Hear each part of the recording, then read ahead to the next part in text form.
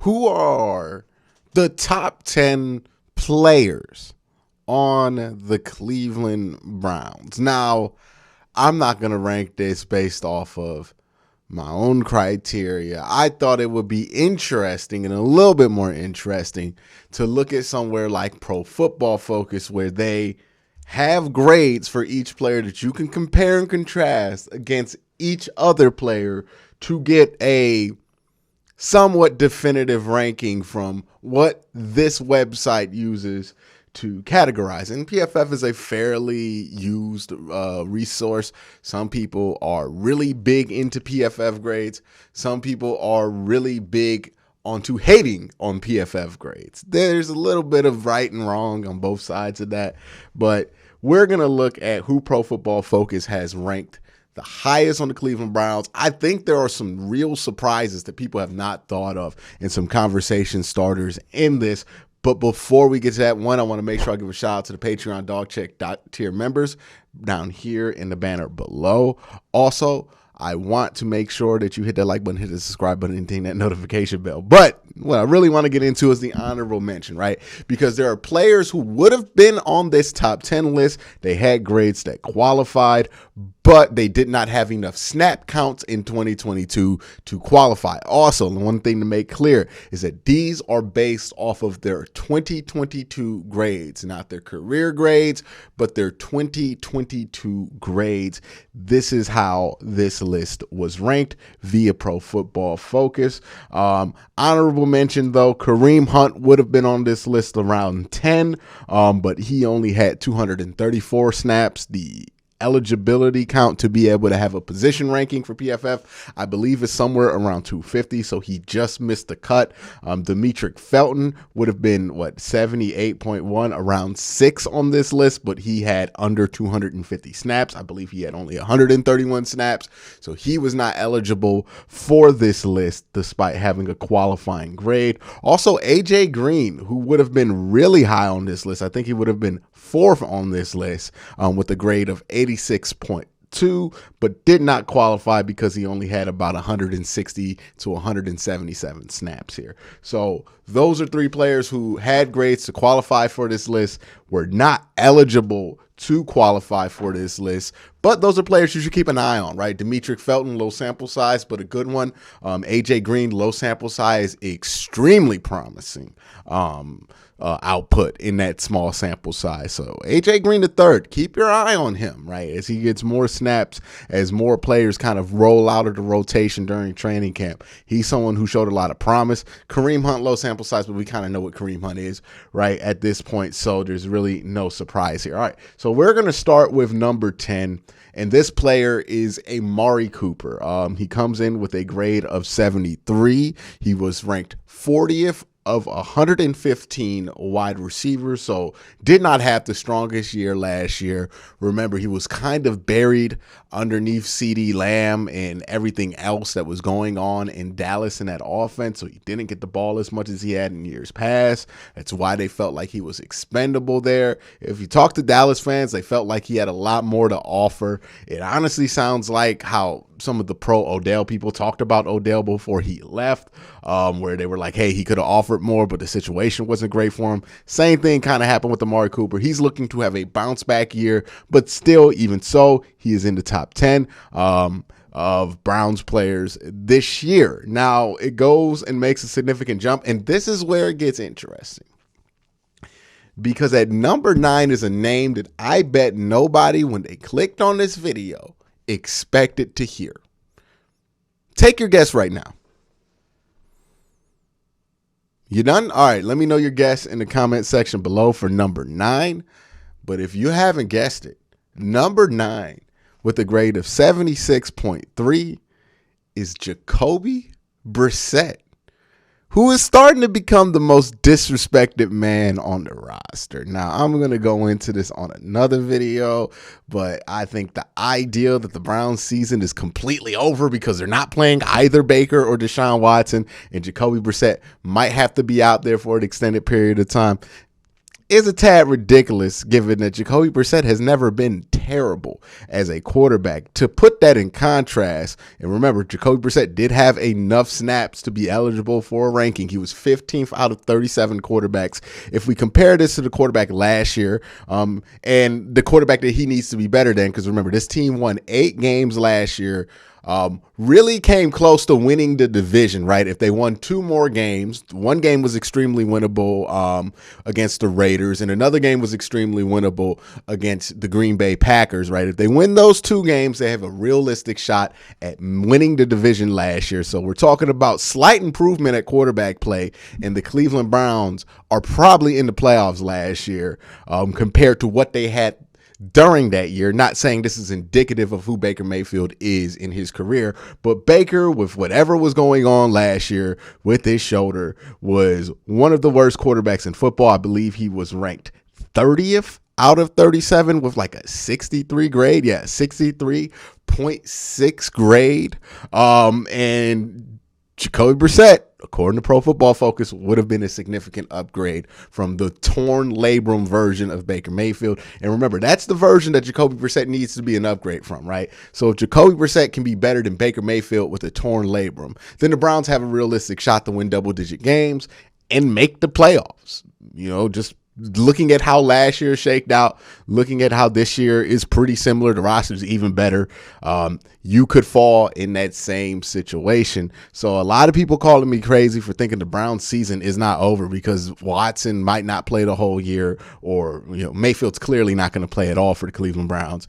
And having any bit of faith in Jacoby Brissett and the Browns plan around Jacoby Brissett, this is something to throw back at you for you to think about. 15 out of 37, 76.3 with eligible snap count over 200. So, 250. So that's food for thought. Now, it's not a one-to-one comparison because Baker played a lot more snaps than Jacoby Brissett, but it is enough of a sample size to start a conversation about, if Jacoby Brissett healthy would be an upgrade from what they got out of Baker Mayfield last year, and what you could get out of Baker Mayfield on a bad year, right? 2019 included, 2021 obviously included in that. So number 9, Jacoby Brissett. Took me by surprise when I saw it. I know it's going to take a couple people by surprise. All right, let's go back to number 8.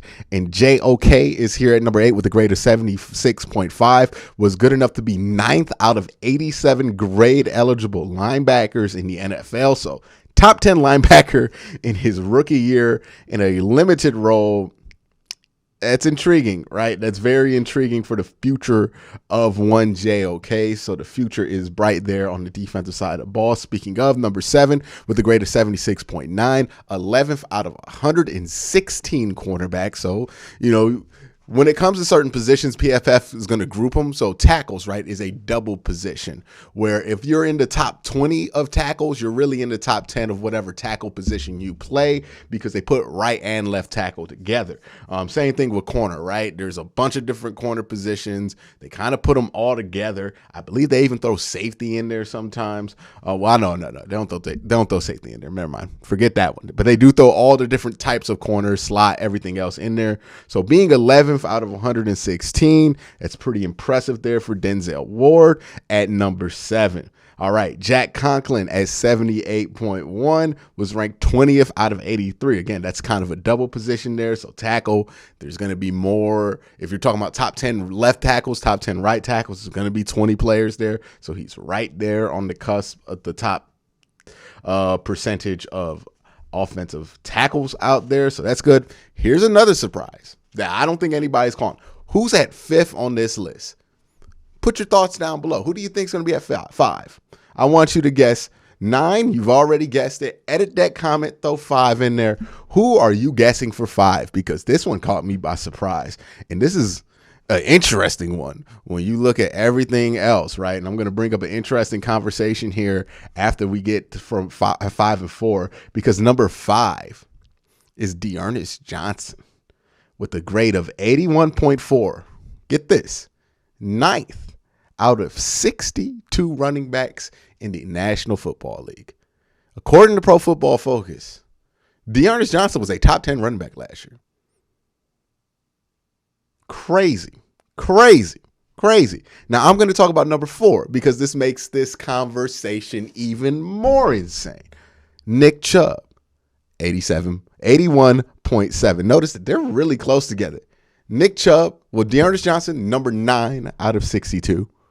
Nick Chubb, number 8 out of 62. Interesting, right? Because if you recall, Kareem Hunt had a high enough grade to be in the top 10, and Demetric Felton had a high enough grade to be at the top 10. 4 of them, 4 running backs on this team could have been in the top 10 if they had more snaps and maintained that level of play. 4 of them. 4 of them of this team. 2 of them were top 10 last year in the entire NFL. 4 of them might be the best 10 players on your roster. And 1 of them might not make the roster in Demetric Felton. And then they drafted Jerome Ford. That running back room that the Cleveland Browns have right now is deeper than the one that Alvin Kamara had to transfer out of in Alabama.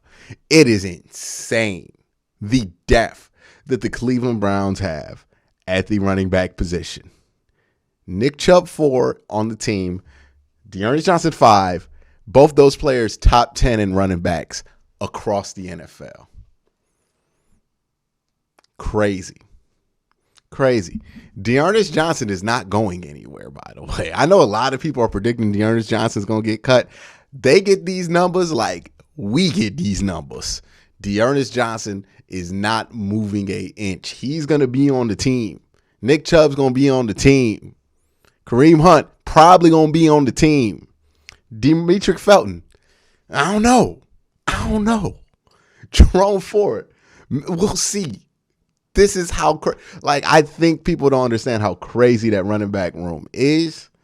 But that's how crazy it is, man. All right, let's go to number 3. And this is where the Browns have, Nick Chubb's already the start of the elite level players. They have Wyatt Teller here at number 3 with a grade of 84.9. 84.9. Good for 5th best guard in the NFL. Remember, guard is another double position, right? Because they put right guard and left guard in the same category. So being 5 there means you are the best of the best. Myles Garrett is number 2. Number 2 is Myles Garrett. Not by much, but he's number 2 at a grade of 92.0. That was good enough to be the best defensive end or edge rusher in football.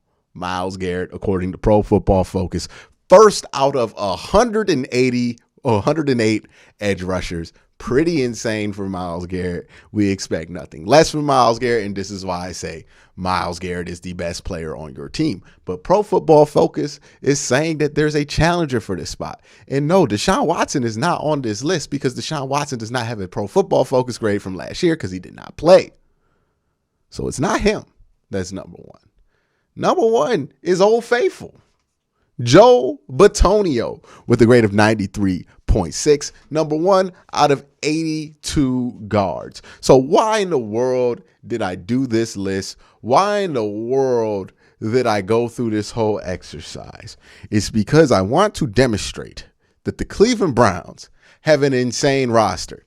10 players who might be the top 10 in their position group. On this team, Deshaun Watson ain't even a mention on this list. That's how insane this Cleveland Browns roster is. Hell, Jacoby Brissett on this list. I'm just saying.